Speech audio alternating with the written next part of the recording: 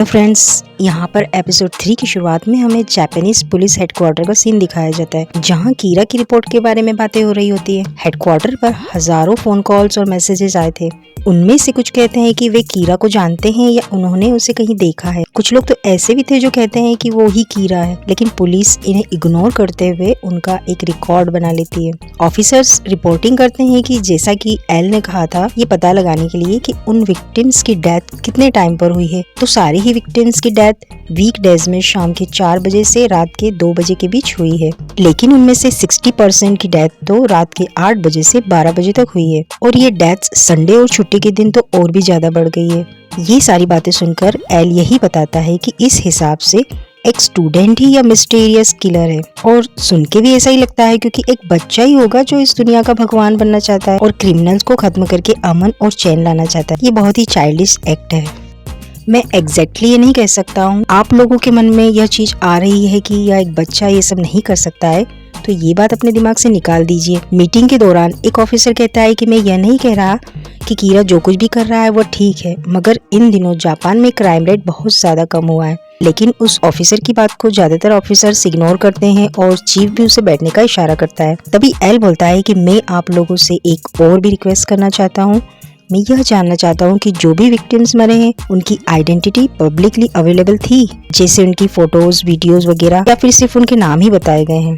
Meeting के बाद वो ऑफिसर चीफ से माफी मांगता है कि मैंने मीटिंग में ऐसी बात कही। इस पर चीफ कहता है कि कोई बात नहीं, लेकिन तुम अगर यह कहते कि कीरा जो कुछ भी कर रहा है वो बिल्कुल ठीक है और उसे इसके लिए अवार्ड देना चाहिए तो बड़ी दिक्कत हो जाती। दूसरी ओर हमें लाइट का रूम दिखाया जाता है, जहाँ लाइट अपनी बहन सायू को पढ़ा रहा होता है, और तभी उनके डैड घर पर आ जाते हैं और सायू वहाँ से चली जाती। रियुक कहता है कि क्या बात है, बड़े रिलैक्स लग रहे हो। तो लाइट यही कहता है कि अगर बाई चांस पुलिस को मुझ पर शक होता है तो मैं ये तो कह सकता हूँ कि मैं इस तरह से अपना टाइम स्पेंड करता हूँ जिससे मैं बच भी सकता हूँ।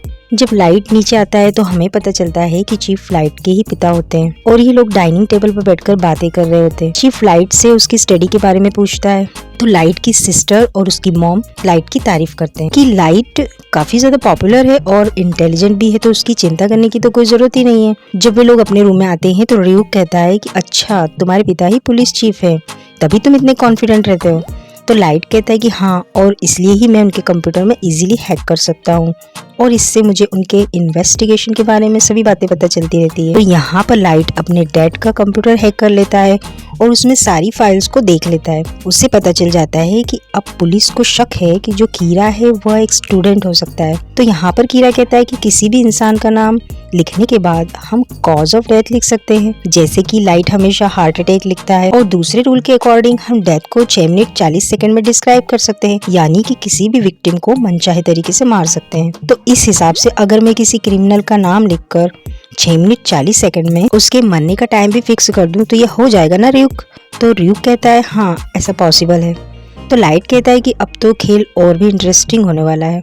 अब यहाँ पर हम देखते हैं कि लाइट अपने रोजाना की एक्टिविटीज भी करता रहता है, स्कूल जाता है, खेलता है, लेकिन साथ ही साथ दूसरी ओर क्रिमिनल्स मरते रहते हैं। यहाँ पर हमें फिर से जापानीज हेडक्वार्टर का सीन दिखाया जाता है। सीनियर ऑफिसर्स चीफ के पास आकर रिपोर्टिंग करते हैं कि कल फिर से 24 लोग मरे थे और इसके पहले 23 लोग मरे थे। तो लोग बात करते हैं कि इसका मतलब है वो जो कीरा है वो एक स्टूडेंट नहीं हो सकता है। ऑफिसर कहता है कि सर ऐसा भी तो हो सकता है, 2 दिन की छुट्टी तो कोई भी स्टूडेंट ले सकता है। तब एल कहता है कि नहीं, आप लोग इस बात पर ध्यान दीजिए कि कीरा यह नहीं कह रहा है कि वो एक स्टूडेंट नहीं है, वो तो यह साबित करना चाहता है कि वो किसी कल्प्रिट को मार भी सकता है और उसकी मौत का टाइम भी डिसाइड कर सकता है। आप खुद ही विचार करके देखिए, वो हर घंटे में एक क्रिमिनल को मार रहा है, जबकि पहले ऐसा नहीं था। और जैसे ही हमने ये कंक्लूड किया कि कीरा एक स्टूडेंट हो सकता है, वैसे ही टाइमिंग चेंज हो गई। ये कोई इत्तेफाक नहीं है, मेरे हिसाब से तो नहीं है। मुझे ये लगता है कि कीरा के पास पुलिस की फाइल का एक्सेस है।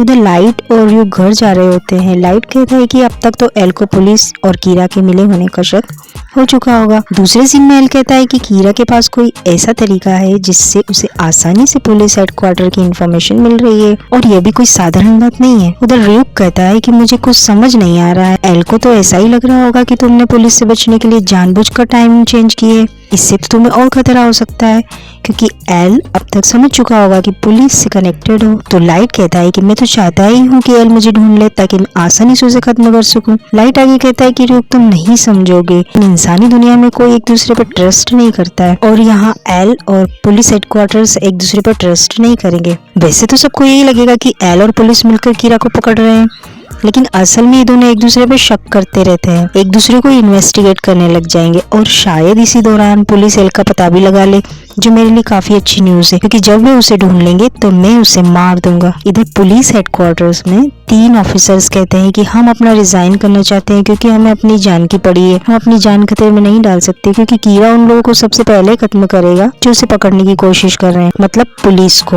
वैसे तो एल ने कीरा को कमाल का चैलेंज दिया था कि मुझे मार सकते हो तो मार दो, लेकिन एल का नाम और उसका चेहरा कीरा को कंफर्म नहीं है, वरना अब तक तो शायद वो उसे मार भी देता। यहाँ पर तो सभी ऑफिसर्स अपने साथ अपना बैच लेकर घूमते हैं जिस पर हमारा नाम और फोटो दोनों होती है। कीरा हमें आसानी से ढूंढकर मार सकता है और जैसे कि एल ने पूछा था, जो क्रिमिनल्स मारे गए हैं उनकी आइडेंटिटी पब्लिकली अवेलेबल थी या नहीं, तो हाँ, उनकी पूरी इन्फॉर्मेशन टीवी पर बताई गई थी, इसलिए कीरा उन्हें मार पाया था। और वैसे भी पुलिस को आइडेंटिटी छुपाने का कोई मौका नहीं मिलेगा। एल की तरह हम सेफ नहीं है और ना ही उसकी तरह कीरा को चैलेंज कर सकते हैं। दूसरी ओर हमें लाइट की क्रैम स्कूल का सीन दिखाया जाता है। ल्यूक की नजर खिड़की के बाहर पड़ती है। वो देखता है कि बिल्डिंग के कोने पर कोई बंदा काफी देर से छुपा खड़ा है। यहाँ पर एल सभी पुलिस ऑफिसर्स की डिटेल्स को चेक करता है। वो कहता है कि टोटल 141 पुलिस ऑफिसर्स हैं जिनके पास कीरा इन्वेस्टिगेशंस की रिपोर्ट है, तो इन ऑफिसर्स में से ही कोई जान पहचान वाला होगा जो कि कीरा हो सकता है। यहाँ पर दिखाया जाता है कि डिटेल्स चेक करते समय एल की नजर चीफ की डिटेल्स पर पड़ती है, जिसमें उसकी और उसके बेटे और बेटी की डेट ऑफ बर्थ लिखी हुई होती है। उधर जब रियूक और लाइट घर जा रहे होते हैं तो रियूक लाइट से बात करने की कोशिश करता है, तो लाइट बोलता है कि तुम्हें पता है ना कि मैं बाहर तुमसे बात नहीं कर सकता हूँ।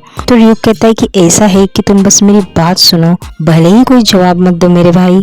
मैं तुम्हें बताना चाहता हूँ कि इस डेथ नोट के लिए तुमसे बेहतर कोई इंसान था ही नहीं। मैं ना ही तुम्हारे खिलाफ हूँ और ना ही तुम्हारे साथ हूँ। मुझे तुम्हारे साथ तब तक रहना है जब तक कि यह नोटबुक खत्म नहीं हो जाती या फिर तुम मर नहीं जाते। मैं एल की भी साइड नहीं हूँ। तो लाइट कहता है, हाँ मुझे पता है रियूक। रियूक आगे कहता है, मैं यह भी नहीं कहता है कि तुम जो कर रहे हो वो सही है या फिर गलत। मैं बस तुम्हारा रूममेट हूँ और तुम्हारे साथ रहता हूँ। तो लाइट कहते है कि हो क्या गया है तुम्हें, ऐसे तो तुम बात नहीं करते हो। रियूक कहता है कि मैं कीरा का कोई सपोर्टर नहीं हूँ, लेकिन उसकी वजह से मुझे दिक्कत हो रही है और मैं तुम्हें बता दूं कि कोई इंसान तुम्हें लगातार फॉलो कर रहा है। यहाँ पर हम देखते हैं कि सचमुच कोई बंदा लाइट के पीछे लगा हुआ है। लाइट कुछ सेकंड्स के लिए रुकता है और फिर से चलना शुरू कर देता है। तो रियूक फिर से कहता है कि यार तो इसने तो मुझे तंग करके रख दिया है, भले ही यह मुझे देख नहीं सकता लेकिन मैं तुम्हारे पीछे हूँ तो इससे मुझे लगता है कि वो मुझे ही देख रहा है। लाइट कहता है कि यह तो बड़ी प्रॉब्लम हो सकती है, मुझे जल्द से जल्द इससे छुटकारा पाना होगा। अब लाइट घर पहुंच जाता है, फिर वो विंडो से झांक कर देखता है लेकिन वहां पर उसे कोई भी दिखाई नहीं देता है। वह कहता है कि क्या इतनी जल्दी एल ने पुलिस और उसकी फैमिली को इन्वेस्टिगेट करना शुरू कर दिया होगा। मुझे नहीं लगता, क्योंकि इसके लिए तो बहुत सारे लोगों की जरूरत पड़ेगी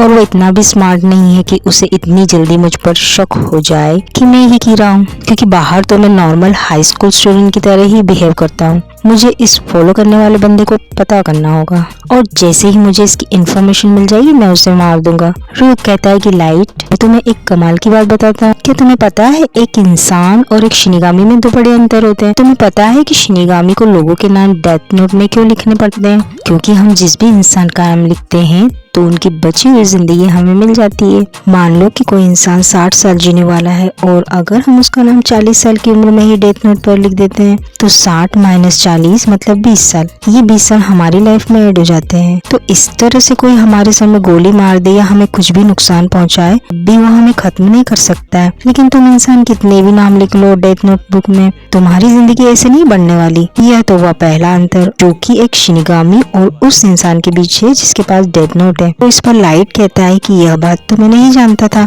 शिनिगामी के बारे में काफी अच्छी बात है। पर रियूक कहता है कि मैं तुम्हें दूसरा अंतर बताता हूँ जो उससे भी अच्छा है, लेकिन ये जिंदगी को बढ़ाने के लिए नहीं बल्कि जिंदगी को कम करने के बारे में है। तुम्हें पता है कि जब भी कोई शिनिगामी किसी इंसान को देखता है तो उसे उसका नाम झट से पता चल जाता है। इसका कारण है हमारी आईज। जैसे कि मैं तुम्हें देख रहा हूँ तो तुम्हारे सर के ऊपर मुझे तुम्हारा नाम और बची हुई जिंदगी दिखाई दे रही है। यहाँ पर लाइट चौंक जाता है। तब रियूक कहता है, हाँ मेरी आंखों में मैं तुम्हारा नाम और लाइफ स्पैन देख सकता हूँ और अगर मैं उसे ह्यूमन टाइम में कन्वर्ट करूँ तो मैं तुम्हें बता सकता हूँ कि तुम्हारे पास जीने के लिए कितने साल बचे हैं। लेकिन हाँ, मुझसे ये बात तुम कभी भी नहीं उगलवा पाओगे। इस तरह से एक शिनिगामी की यह दिक्कत नहीं होती है कि उनको किसी भी इंसान का नाम भी नहीं पता जिसे उसे मानना है। यह है दूसरा डिफरेंस। और मैं तुम्हें एक और बात बता दूं कि जिस शिनिगामी ने इंसानी दुनिया में डेथ नोट गिराई होती है और जिस किसी इंसान को वो नोटबुक मिल जाती है, तो शिनिगामी अपनी आंखें उस डेथ नोट के ऑनर को दे सकता है। लाइट काफी शॉक्ड हो जाता है। ryuk आगे कहता है कि ऐसा तब होगा जब उनके बीच कोई डील हो